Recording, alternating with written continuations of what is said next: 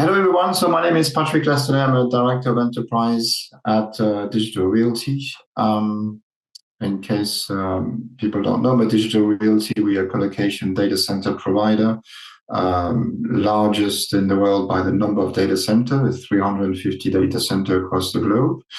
So today I'm here really to discuss a little bit about how we are adapting our strategy and what we're doing in the face of the emergence of AI. Three sections to my presentation, really. First of all, I want to discuss a little bit what we see as a data problem.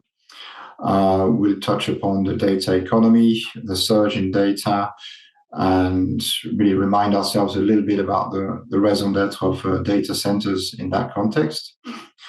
Then we'll carry on with the major impact in terms of infrastructure for AI, zooming in particular into AI training, and in particular into training of large language models, and looking a little bit at the cost model, cloud versus on-prem. We'll also look, obviously, at the sustainability angle. I'll touch upon a few initiatives that we have here at Digital Realty to support very compute-intense workloads. And finally, we'll wrap up a little bit in terms of the meeting place for AI, where I'll provide an overview of what we're doing in terms of orchestration platform, and we'll also provide a few elements as to where we think data centers will actually move to in the face of wider AI adoption. Okay, so in terms of digital transformation and the data problem, well, if you look at all of these industries which are highlighted here, the digital transformation is far from achieved. The World Economic Forum estimates the unrealized opportunity to about $100 trillion. So if you think about it, it's not just a big number to go after, but if you look at any of these industries and all of the shortcomings and inefficiencies within them, they can all be solved by further digitization. So we saw that really obviously during the lockdown period. But the potential is still enormous. The potential to further, should I say, make digital transformation pervasive across all of these industries. So obviously, with this goes an explosion of data. We'll see here what we foresee is a CAGR of 535% just to 180 zettabytes, with a zettabyte being, if I'm not mistaken, 1 trillion gigabytes. So this shows the extent of the data explosion we're facing. Interestingly, if you look at where this data comes from, there's also been some evolution. So the solid line shows a little bit where data is created between the endpoints, the edge, and core. And we can see less and less data is actually proportionally created at the endpoint and slightly more at the edge and at the core. And we see some definite trends here when it comes to storage. So this is the dotted line, where more and more data is actually stored at core and drastically falling when it comes to endpoints and relatively stable at the edge. So if we look at these data movements, another forecast that we provide, we maintain a data gravity index. So underneath all of these data trends, obviously, there is the IT reality, which is that with these volumes of data, data starts to have a gravity, which means you will move your compute and your applications to the data rather than the opposite. And in the context of measuring the force of this gravity, we've collected a lot of data. And what we see is a global forecast for 2025, where for enterprises, most of the data, in fact, 93% of the new created data will be outside the cloud and only 7% in the cloud.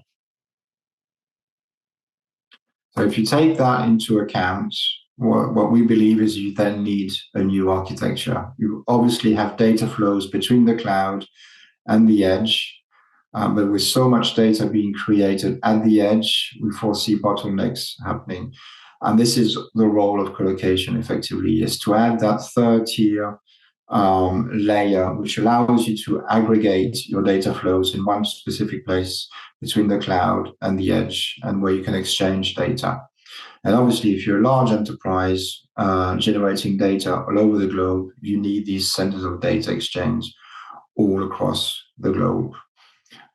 So this is really our, I would say, manifesto in terms of how we see the industry develop, is really providing facilities which are robust and well connected to facilitate exchange of data all across the globe.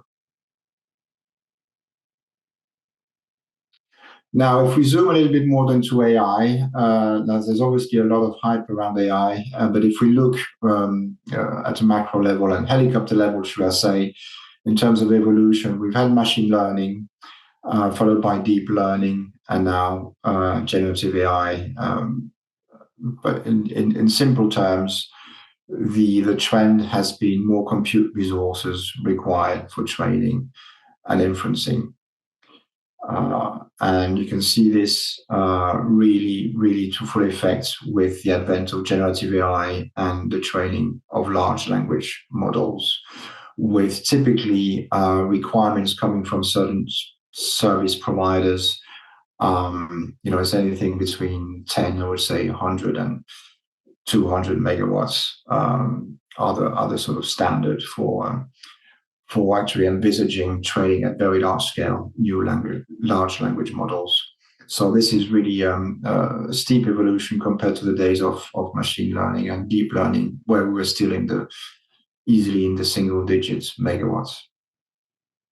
The exercise that we did, we looked a little bit at Bloomberg. Bloomberg being a leader in financial services, just that as news was breaking of ChatGPT, they'd also been working on their large language model, creating a Bloomberg GPT. There's actually a very good white paper which details a little bit the approach they took in order to build their large language model, specifically tuned for their own data, financial services data and publications. And what they did effectively is train the model on AWS, but with some very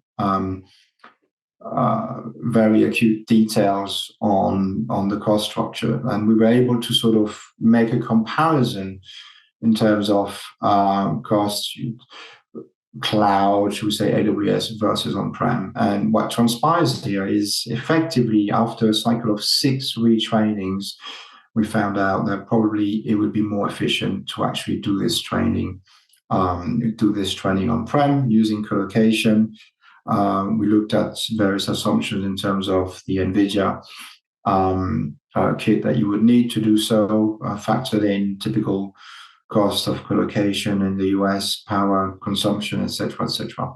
So all this to say, I think at the moment, if you're a large enterprise, obviously there is the urgency of stepping into Gen AI. I think what we see is Gen AI is now becoming mission critical for enterprises. It's not like previous AI where it's quite specific to certain use cases. It really touches the whole IP of your enterprise. And we see certainly a number of CTOs, CIOs among enterprises really trying to work out, the correct equation between fast go-to-market and eventually, a good ROI on infrastructure. And whilst the temptation is there to go cloud immediately, I think it's safe to say that if you are going to build your own model, then a dedicated on-prem infrastructure is probably something you want to consider.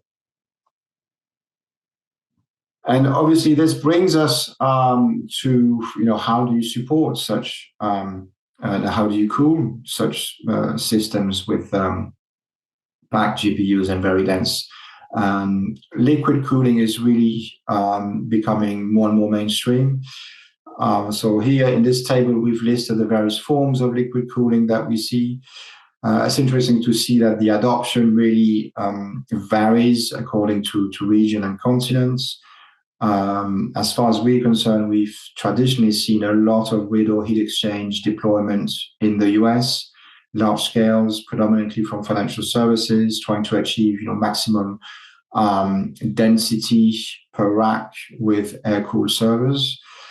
And lately, we've seen certainly an emergence of DLC over here in Europe. I think every single project that we see, which is AI related, we definitely need to show that we are fit for a roadmap that shows adoption of DLC within the next 24 months. We've also seen quite a few large banks actually deploying HPC clusters now in DLC. And these are going live both in France and in the UK and in the Nordics. Immersion is still very much still in its infancy, I think. I think there are some question marks as far as we see as far as the density of core per square meter, per U, should we say. But obviously the real added value for immersion is you're not necessarily tied to one specific vendor. You can bring your own standard server and effectively have a custom-made solution with that standard server completely immersed. So what we see really is more again, large financial services enterprises looking at immersion, not just for HPC and AI, but for standard servers in general, and at a very large scale. So what we have done at DLR Digital Realty, we've been very good at supporting all types of really different types of liquid cooling and high density solution all across the globe on a case by case. So for us, the challenge has been now to start standardizing so we can support these technologies with a similar approach wherever you are in the globe. So the first thing we've done, I would say the low-hanging fruit has been to do air-assisted cooling in a standard way all across the globe, which we are doing with our new DLR high-density colo solution. So we've got approximately 28 data centers across the globe with chill water loop.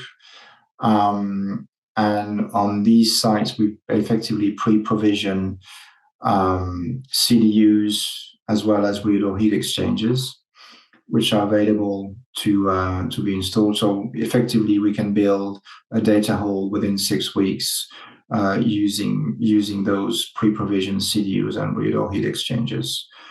And what we found really the really interesting use case is for any OEM solution that uses H100, so the NVIDIA HGX H100 GPU.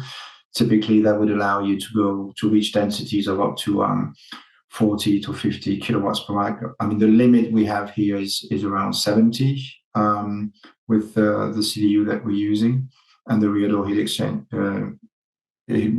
exchangers that we're using. But again, so it's really the benefit here is you really can ramp up the density for specific HGX solutions, and we can do that effectively on all across the globe on 28 sites. So a little bit more advanced, we've effectively about to launch a DLC-ready infrastructure in Paris in our Digital Park campus. So we have installed a few DLC deployments. We actually have a major deployment from Lenovo Neptune in our Part 7 data center for a major investment bank. Here we run approximately 50,000 cores with a fully 100% DLC solution.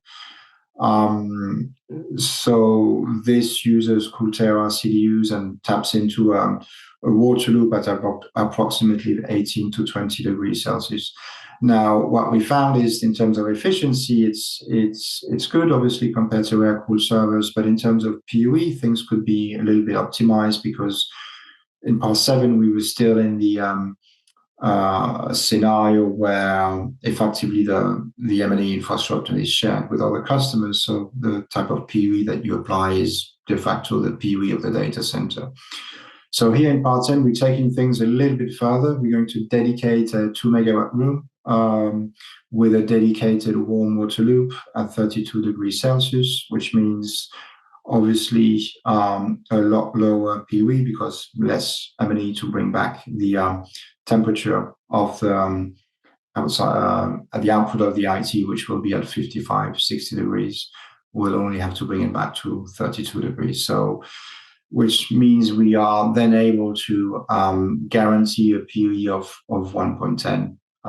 So real PUE of 1.10 and densities of rack up to 110 kilowatts per rack. So this solution will be live middle of next year when Paris 10 will be available. And obviously, the next step following this is to ensure that we then have connectivity to a city district for the heating. But obviously, with HPC and AI deployments, and the underwater being at 32 degrees, the investment then is a little bit less in terms of heat pumps.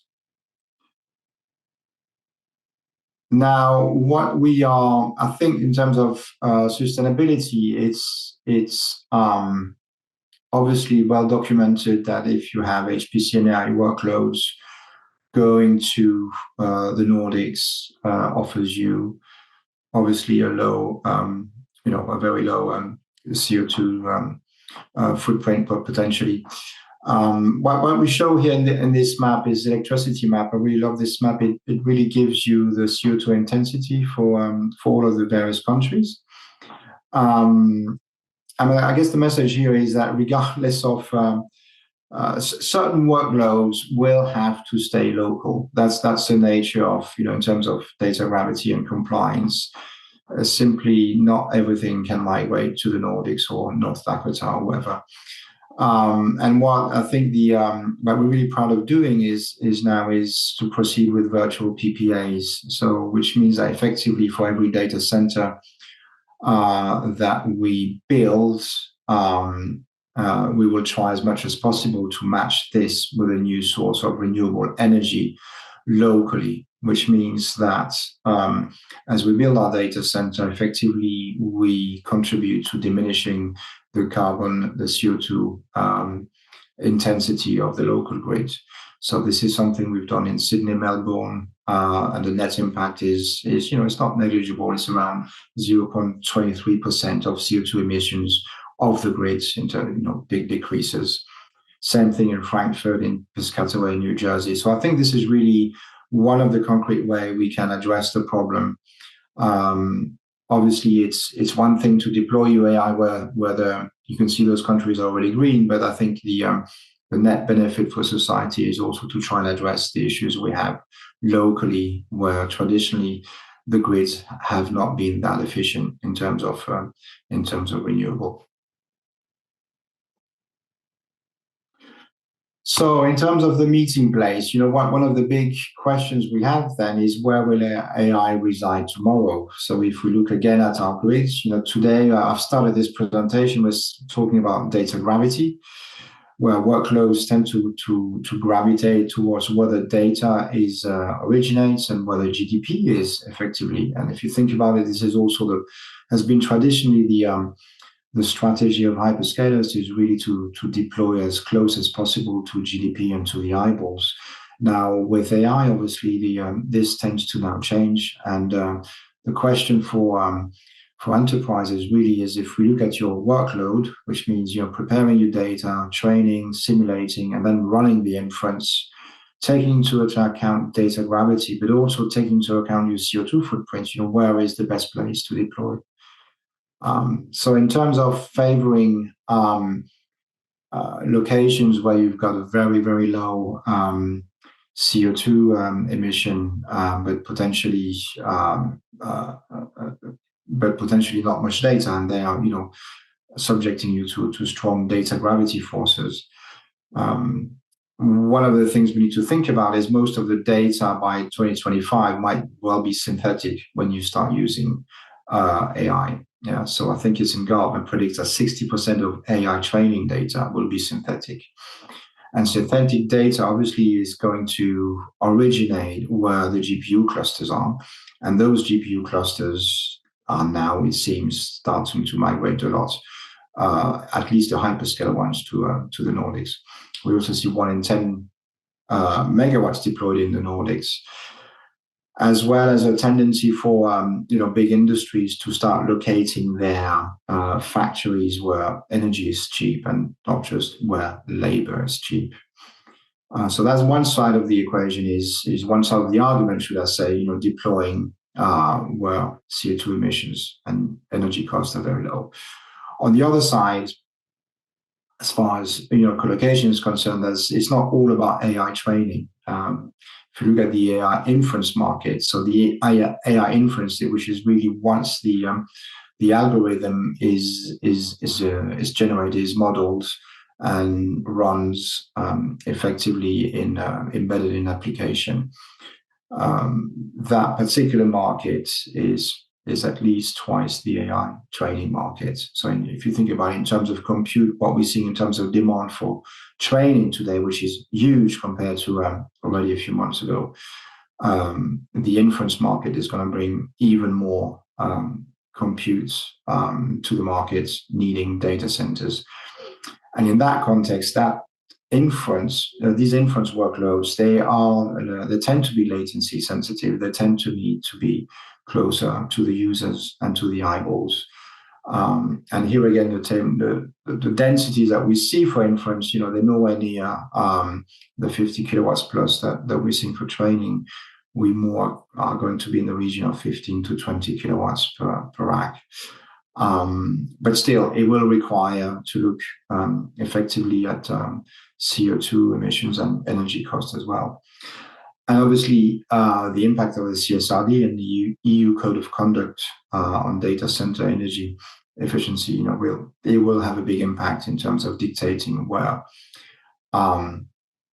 those workloads can reside. And obviously, the good news in a way is the more regulation we have on that front, the more it will be efficient to run these workloads locally in country.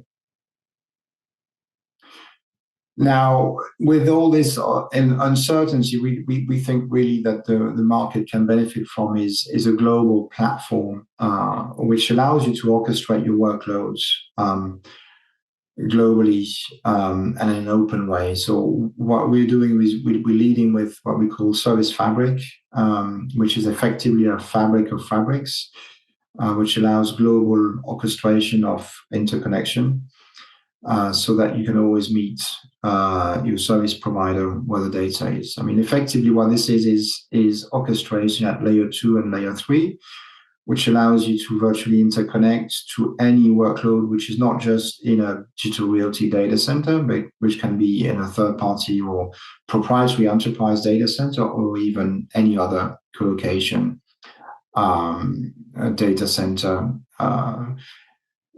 not necessarily digital realty. And I think once we see the where AI is going to live is such an uncertainty. For enterprises, what you want is the ability almost to move your workloads according to price models, according to where you're going to consume less CO2, according to where your latency is the lowest. And in order to do so, and our global orchestration offers really the way of doing this efficiently. Okay, so I think this is me, really, in terms of how we see AI and the deployments, the few initiatives that we have. Just to recap, maybe focus really on data gravity is a reality. We definitely see this as an important factor. With the advent of AI, though, and the need for very large compute for AI training, there's a tension between data gravity and running your workloads cost effectively. We are starting to deploy at scale in a standard way all of the liquid cooling technologies, starting with rear door heat exchangers, and we'll follow suit with direct liquid cooling. And finally, I think one of the things that as an enterprise you need to think about is really the global orchestration of your workload and what type of connectivity you want to sort of mesh a complete AI workflow. Thank you so much, Patrick. You nearly brought us right up until the end of the session, but just quickly, before we move on, I just wanted to go back to something you touched on briefly with AI kind of being somewhat of an unknown still at the moment. You said about standardization. Do you think that's going to be important, that standardization regulation in terms of making sure we have the infrastructure to cope with this burgeoning AI workload, and how's that going to play out over the next sort of 10 years or so? No, absolutely. I mean, you make a very important point here. I mean, we've seen it standardization when we try and sort of standardize around DLC, for instance. Okay, what temperature water? Yeah. We had to say, okay, what is it going to be? And our approach has been to consult with the main providers of IT and see, what their solutions required. But we had to make a call at the end, what was the widest market we can address with which temperature. So we opted for 32 degrees Celsius. But ideally, there is a standard, and everyone knows which temperature they should run in order to support. It needs to be a bit more directive, I think. Similarly, the types of CDUs, we'd like to pre-provision CDUs now. We think that's probably the way forward.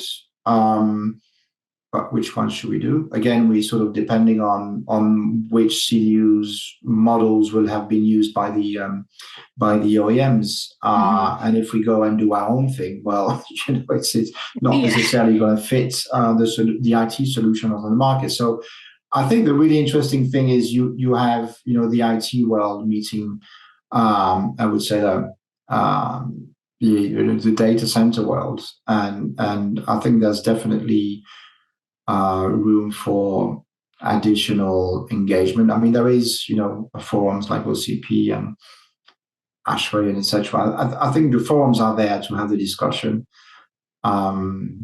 But it's the more regulation, more standardization, certainly the better. So we're all singing from the same hymn sheet, as we always say. Okay, thank you so much for joining us today, Patrick. Really appreciate your time, and thank you for giving us a rundown on that. Thank you. Bye-bye. Thank you. Bye-bye.